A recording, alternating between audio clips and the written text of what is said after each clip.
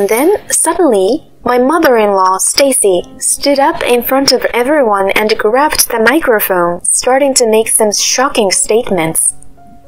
I never thought I should have accepted a woman from a single-parent family as my daughter-in-law. She's not the prettiest bride, but please be nice to her, everyone. Don't worry, I'll take it upon myself to discipline her.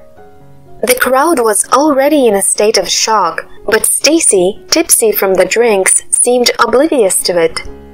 Then, a man standing in front of her stood up and snatched the microphone from her. Are you done? My name is Marie, a 34-year-old corporate employee. I've been working for the same company since graduating from college, which has been 12 years now. It surprised me how quickly time had flown. Most of my friends are already married or have children. I, on the other hand, have always been career-focused and I'm still single. But now I have a boyfriend whom I cherish. His name is Travis, and we've been dating for about a year. We met at a mixer and he approached me. Though younger, he has a mature, composed demeanor, but sometimes shows his playful, youthful side, which made me fall for him. Out of the blue, he invited me to a fancy restaurant. It wasn't an anniversary, so I wondered why, half expecting something special. Nervously, I went to the upscale restaurant where Travis was already waiting, waving at me with a smile. We talked about our day and enjoyed our meal at the fancy restaurant, which we hadn't done in a while. I was surprised you invited me to a place like this all of a sudden. I thought it would be nice once in a while. Actually, today marks exactly 500 days since we started dating. He showed me the screen of an anniversary app that displayed the number of days we had been together. I realized that this was his way of celebrating a milestone I wasn't even aware of. I had hoped for a proposal, but it seemed that wasn't the case. Still, I was touched that he cared enough to celebrate a day I hadn't noticed. I'm stuffed. I'm really satisfied with the delicious meal we had today. As I said this, he suddenly turned serious and looked at me intently. What's wrong? He swallowed nervously and slowly opened his mouth. Marie, will you marry me? Saying this, he took out a ring box from his suit's inner pocket and opened it to show me. What? I was caught completely off guard. Blinking in surprise, I was speechless for a moment. You mean everything to me. I want you to be my side forever. So, what do you say? Finally regaining my composure, I replied, Yes, of course, I'd be happy to. I said, smiling, suddenly feeling very shy and blushing. Travis was overjoyed, exclaiming, Really? Thank you! I hadn't expected him to catch me off guard with a proposal, but it turned into an unforgettable, beautiful moment. We then visited each other's parents to announce our engagement. I come from a single-parent family, so only my mother was at home. My parents divorced due to a situation involving my grandfather, my father's father, who had accumulated a significant amount of debt. My father decided to divorce so that my mother and I wouldn't be burdened as he worked to repay the debt. Even after the debt was settled, they didn't get back together, and it had been 20 years since the divorce. Travis was nervous when we visited my mother, but she was so friendly and easy to talk to that he relaxed and they got along well in the end. I am so happy a kind man like you is marrying my daughter.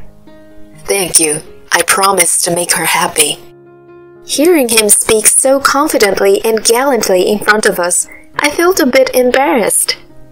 Well, look at you saying such things so smoothly. You're quite the man. Mom, you don't need to mention that. Why not? It was impressive.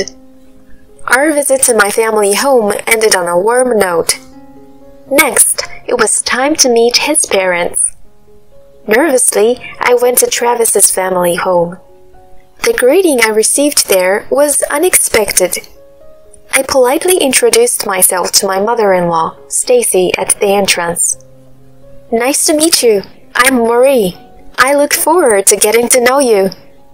I smiled, but she didn't respond and instead turned to Travis. "Travis, welcome back. It's been a while. Come on in." She ignored me and welcomed them into the house. Reluctantly, I stepped into what seemed like a challenging future. Inside, Travis's father, Mike, was sitting on the sofa. "Ah, you're Travis's fiancé. Nice to meet you. I'm his father, Mike." He greeted me with a smile, and I felt a bit relieved as I returned the greeting. He seemed like a kind person, chatting with me warmly. He asked me about my job and family life, while Stacy just nodded along disinterestedly. I politely answered his questions, glancing at her occasionally. Then, at an opportune moment, Stacy interjected. "Hold on, I didn't know she was from a single-parent family. Can we really trust her?" I was shocked by her sudden, blunt remark. Seeing me at a loss for words, Mike came to my rescue. "Don't talk like that. In this day and age, there are many kids from single-parent homes. Besides, she's still in contact with her dad, isn't she? It's just that her parents don't live together, right?" "That may be, but I still can't trust her easily. If a child has problematic parents, they might end up causing the same issues. I won't forgive her if my son ends up divorced because of her." Saying this, she huffed and headed towards the kitchen. "Mom, don't get so upset, please. Sorry about my wife's attitude." Mike apologized to me. Stacy seemed like a difficult person, but Mike, being more mature and kind, seemed to balance things out. At that time, I still loved Travis and was unaware of his true nature. I couldn't imagine what was to come. Then, Travis and I started preparing for our wedding. While looking through various venue pamphlets and wedding magazines, I was filled with ideas and excitement.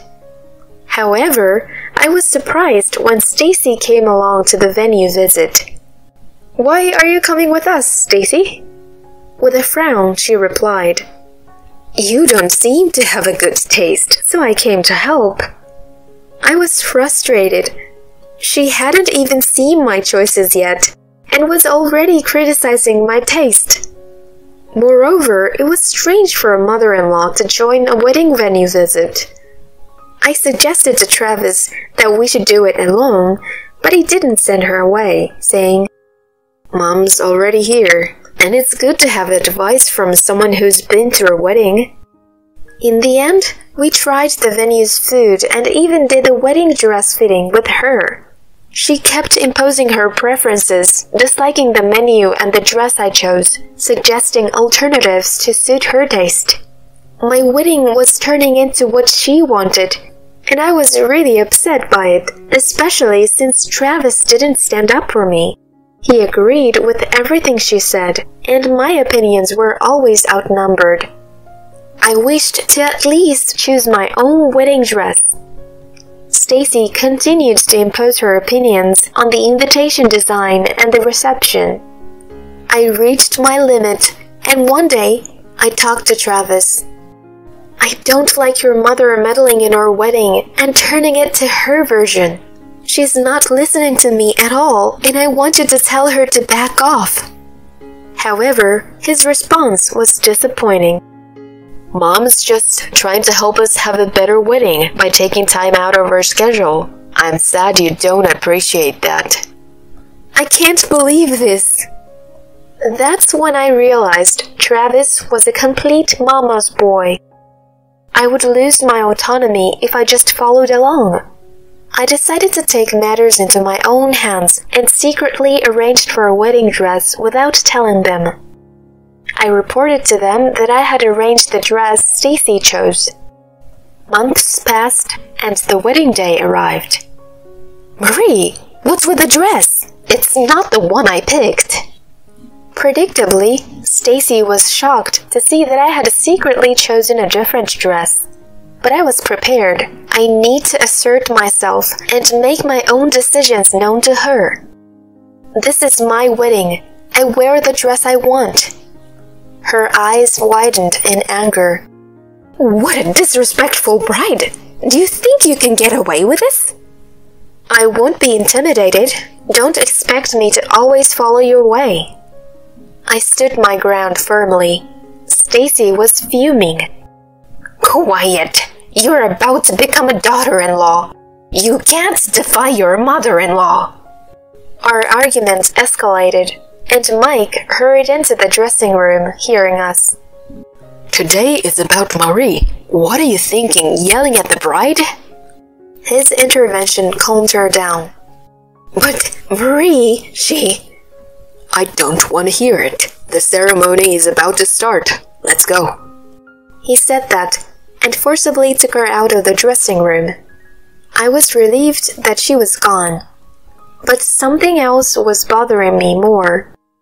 Hey, why didn't you just stop the fight when your mother and I were arguing so loudly? Travis was there, but didn't intervene or try to stop her. He just stayed silent. Well, it wasn't really a big deal, was it? What are you talking about? It was a huge argument. How can you say it's not a big deal when your wife and mother were fighting like that? As I pressed him, he suddenly slammed his hand on the table. Enough! This isn't important right now. I was taken aback by his sudden outburst. He realized he had lost his temper and became flustered. Sorry. I was just lost in thought. Lost in thought about what, at a time like this? Actually, the company president decided to attend our wedding today. The president? Yeah, the department head has some urgent business, and when the president heard about it, he decided to come instead. Oh, really? And what's this lost in thought about? What do you think? It's nerve-wracking. The president is coming. And if I make a good impression, maybe I could even get a promotion, you know? Is that how it works? I couldn't quite understand his thinking that a good wedding might lead to a promotion, but I didn't want to stir up more trouble, especially since the ceremony was about to start, so I let it go. The wedding ceremony began smoothly, and Stacy behaved, so I was relieved for the moment. Then we moved on to the reception. My friends praised the dress I chose, which made me glad I had picked it myself. The reception was going well, until Stacy caused the scene. As the MC announced a speech by a friend of the bride, Stacy suddenly stood up and walked towards the stage, staggering as if she were drunk. Then she grabbed the microphone and made a shocking statement. Let me have your attention for a moment. Thank you all for gathering here today for my son Travis, but his bride is just terrible. I'm sorry to say she's a disappointment. I was dumbfounded. What was she talking about? The room went cold with her words, but she didn't stop, continuing to insult me. I never thought I should have accepted a woman from a single-parent family as my daughter-in-law. She's not the prettiest bride, but please bear with her. I'll take responsibility and discipline her. The crowd was appalled, but Stacy, drunk, seemed unaware. Then a man in front of her stood up and snatched the microphone. This is intolerable. Can't you see the room is appalled? Who the hell are you? I'm speaking here. Give me back the microphone. She was furious at being interrupted. I'm the groom's mother. Do you think you can disrupt the ceremony like this? The man sighed. Are you done? Then Travis rushed over to them. Mom, what are you doing? This man is the president of the company where I work. What? Hello, I'm Peter McGill, president of XX Company. Mr. McGill, I'm terribly sorry my mother has behaved this way at a ceremony you graciously attended. I didn't come here for you. Dad, why didn't you tell me you were coming? Weren't you in Europe for business meetings? Travis and Stacy looked shocked as I approached the three of them. Wait, the president is your dad? Yes, he's my father. I came here for my daughter's wedding, not for you. My business meeting in Europe was rescheduled for the next week, and when I heard the department head couldn't attend, I flew here. I wanted to surprise my daughter. That's not a surprise. What happened to reporting, informing, and consulting like a good businessman? Sorry, I didn't expect to be lectured by my daughter here. The room finally burst into laughter at my father's words, but Travis and Stacy remained pale-faced. Seeing this, my father-in-law, Mike, hurried over and said, I apologize for the trouble caused by my foolish wife and son. The room erupted in laughter at this exchange. Seizing the moment, I took the microphone from my father and announced a major decision. I've just decided. I'm cutting ties with his mama boy and his mother. I will return the gifts to everyone who came here today. Please enjoy the rest of the time as a dinner party. There was applause from the crowd. Everyone probably thought it was better for me not to marry into a family with such a mother-in-law. Don't decide things on your own. Exactly. I won't allow a broken engagement. While Travis and Stacy were protesting, my father turned to them with a stern look and said, Travis, I can't forgive what your mother said to my daughter. If you're okay with losing your job, go ahead and yell at her. No, please. I beg you, spare me that. Besides, it was my mother who was yelling. Wait, Travis, are you betraying me? Stacy clung to him, but Mike pulled her away. Enough. I can't stand it anymore. I want a divorce. Wait, please. I don't care. Live your life alone. After apologizing to me and my father, he left the venue. I went with my father to my mother's table, and the three of us enjoyed our meal together. Travis apologized to my father, but he was completely ignored. After that, Travis and I broke our engagement. He angered my father, the company president, and was demoted to a regional branch. Unhappy with the prospect of no career advancement and demotion, he resigned. Stacy was indeed left by her husband and ended up moving in with her son. However, he was angry at her for causing the situation, and their relationship became strained and hostile.